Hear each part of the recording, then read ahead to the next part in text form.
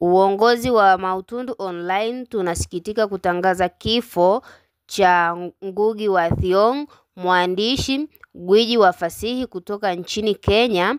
Ameripotiwa kufariki dunia usiku wa tarehe 28 2025 akiwa na umri wa miaka 87, ambapo taarifa rasmi zinaeleza kuwa mwandishi huyu mashuhuri amefariki akiwa Marekani, ambapo alikuwa akiishi na kufundisha kwa miaka mingi.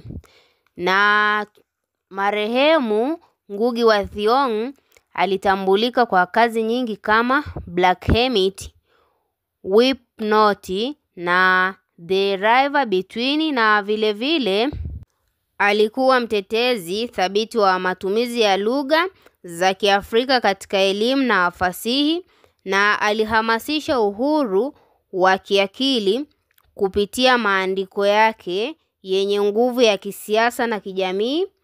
Mbali na hayo, marehemu, mbali na kuwa mwandishi, Ngugi wa Thiong'o alikuwa mwalimu na mwanafikra ambaye alitoa mchango mkubwa katika vyuo vikuu mbalimbali, hasa chuo kikuu cha California, hadi alipopoteza uhai wake huko nchini Marekani. Tunasema inna lillahi wa inna ilaihi rajiun.